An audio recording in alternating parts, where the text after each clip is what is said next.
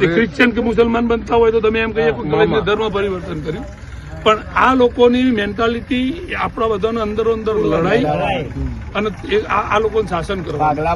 એક લીટીમાં હું પણ બધા વતી કે મહિપતસિંહ ફાઉન્ડેશન તરફથી બાપુએ જે પહેલ કરી, મામાએ જે પહેલ કરી છે, સર્વ સમાજના 101 જોડાઓના લગ્ન અને અત્યારે આ 5000 કરતા વધારે સ્વયંસેવકો તમામ સમાજમાંથી વણ બોલાય આયેલ પોતાની મરજીથી. તો તમામ રાજકીય નેતાઓ, તમામ સામાજિક આગેવાનો જો આ પહેલ કરે, સર્વ સમાજને એક મંચ ઉપર ભેગા કરવાની ખાલી વિચાર બી કરે, મામા જોડેથી મહિપતસિંહ બાપુ જોડેથી શીખીને, તો એમને બધું નીકળી જશે.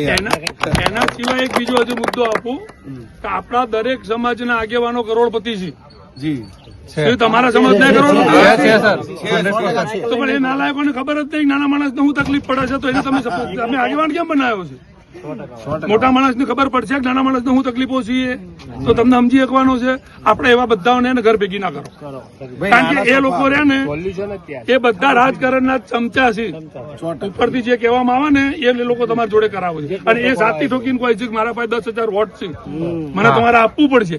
આપણે એ હવે એમને કહેવા જ નહીં દેવું. અમે તમે કયો વોટ નહીં નાખવાના, બહુ આપી દીધા તમારા કીધા વોટ, અમને તમે હું આપ્યું. હવે અમે અમારી રીતે લડવા માંગીએ છીએ. મામા આપ આગે પડો, યુવા ક્રાંતિ જરૂરી છે. યુવાનો સિવાય કોઈ ક્રાંતિ નહીં કરીએ, અને આપણે કોઈ એવી ક્રાંતિ નહીં કરવી કે આપણે ભગતસિંહ બની હોશી લટકી જવાનું છે, ગોળીઓ ખાવાની છે. આપણે વોટથી ક્રાંતિ કરવી છે. અને હવે એક નવી શરૂઆત કે ભાઈ અમે અમારા એરિયાનો સારો માણસ હોય અને એ ગમે તે પક્ષમાં ઉભો હોય, અપક્ષમાં ઉભો હોય ને તો અમે એને સપોર્ટ કરીશું. એટલે આ તમારા જે યુવાનો, જે નવા યુવાનો પેદા થઈ રહ્યા છે, જે આગેવાની કરવા વાળા, એમને જાગૃત કરો કે હવે અમે તમારી હારીએ, તમે કહેશો એ કરીશું. અમારા બાદ ડોહલોર નહીં વાપરવું. મારા સમાજના હોય, પાટીદાર સમાજના આગેવાનો હોય, તમારા સમાજના હોય, બીજા સમાજ, બધા સમાજના આગેવાનો આ સરકારી આ મંત્રીઓનો તળિયો ચાટી છે. અને આપણે હવે આપણે જોતા જ નહીં. ભાઈ અમારી સોસાયટીમાં આ છોકરો અમારે અડધી રાતે ગામમાં આવે છે ને અમારો આગેવાનો છે, અમારી સોસાયટીમાં જે કહે છે એ અમે કરીશું.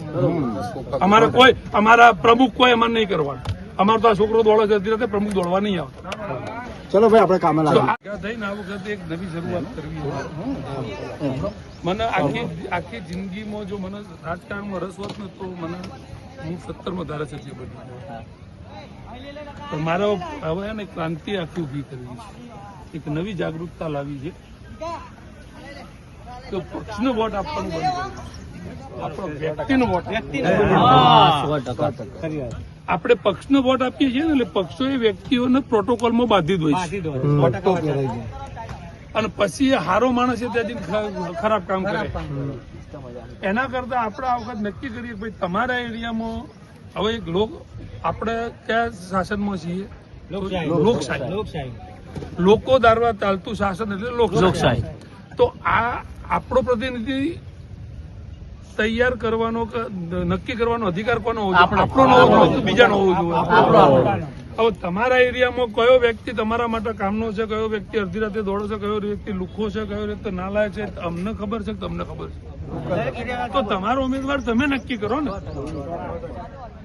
તમે જ્યાં સુધી પક્ષને અને પાર્ટીને વોટ આપશો ને ત્યાં સુધી આપણો ઉદ્ધાર લોકો નહીં કરવાના. એમના છોકરો અમેરિકામાં જ ભણે, અહીંયા તોફાન થાય તો એમનો છોકરો માર નહીં ખાવાનો, માર આપણે જ ખાવાનો. અહીંયા કઈ બી પ્રોબ્લેમ થાય તો એ સહન આપણે જ કરવાનું છે ને. કાલે યુદ્ધ થાય તો આપણા છોકરા બોર્ડર ઉપર લડવાના છે, એ કે નાલાયક નો છોકરો બોર્ડર ઉપર નહીં જવાનો. એટલે હવે આપણે શરૂઆતની ક્રાંતિ એવી કરવી છે કે ભાઈ હવે વ્યક્તિને જીતાડશે. પહેલી વખતમાં આપણે સફળ થઈ જઈશું એવું નહીં બનવાનું. પણ એક વસ્તુ છે કે એમની મજબૂર કરી નાખવાના ગાળા આ આપણો નડશે, દોડશે નહીં. કારણ કે આમાં થયું છે કેવું ખબર છે કે આજે કોઈ પણ વ્યક્તિ હોય સરકારના વિરુદ્ધ બોલવા એટલે તમે સીધા મળે. લોકશાહી કોને કહેવાય? લોકોએ જેને નક્કી કર્યું હોય ને. આપણે બીજો એક અધિકાર એવો માંગવો છે કે અમને 5 વર્ષ ભાઈ આ ભાઈને અમે જીતાડીને મોકલ્યા છે, પણ અમને 2 વર્ષ એવું લાગે કે આ નાલાયક અમારા કામના નહીં તો અમે એને હટાવીએ કેવી સત્તા અમને આપો. તમારે એને હટાવવો છે. જેવી રીતે સરપંચ તમે કેવી રીતે હટાવી શકો કામમાંથી? સરપંચને હટાવી પણ તમે તો અમારા ધારાસભ્યને હટાવવાનો સાંસદ સભ્યને હટાવવાનો અમારા અધિકાર હોય. હવે આના માટે લડવાનું હોય, આપણા તેલ માટે ગેસ માટે નહીં લડવાનું. કોઈના ઘેર ગેસ ખૂટ્યો નહીં. આ નાલાયકો બધા રહીને આપણને નફોડ બનાવવું છે અને એમના રોટલા શીખવી. આજે સાહેબ જો ઓચિંતો ભાવ વધારે ને ગેસનો તો લોકો મુહાપો થાય, પણ આ તું બનાવી કેટલો પ્રગતિ કરી લીધી તમે. અને જે લોકો અનામતમાં નહીં એ આગળ એ લોકો ક્યાં છે? આગળ ફોરેનમાં તો અનામત તમારા માટે દૂષણ છે દૂષણ કે આશીર્વાદ છે? દૂષણ.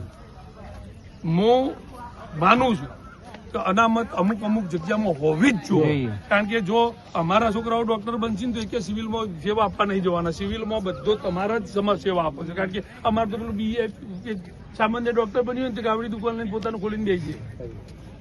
પણ કહેવાનો મતલબ છે કે હવે જે આ રાજકારણી આપણને ગોળ ગોળ ફેરવું છે ને કે તમે દલિત છો, તમે વાલ્મીકી વાળા છો, તમે પટેલ છો, તમે દરબાર છો, અમારે બનવું જ નહીં. પેલા નાગરિક બનવું છે આપણે. અમે બધા એક જ છીએ. હારાઓ તમે અમને જુદા પાડો, અમારે નહીં પડવું.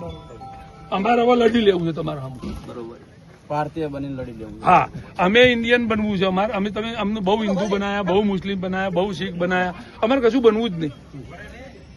આજે વચમાં એક બહુ મોટો મારો વિડીયો મેં મૂક્યો હતો કે બહુ બધી મોટી સંસ્થાઓ વાળા એવી મીટિંગ હતી આપણા પીરાણામાં કે ધર્મ પરિવર્તન રોકવું. તો મેં એમને પૂછ્યું કે ધર્મ પરિવર્તન થાય જ છે કે? મને પૂછ્યું કે કેવી રીતે રોકાય? મેં કહ્યું ધર્મ પરિવર્તન થતું જ નહીં, રોકવાની વાત જ ક્યાં આવે? તો કે કેમ? તમે કઈ દુનિયામાં છો?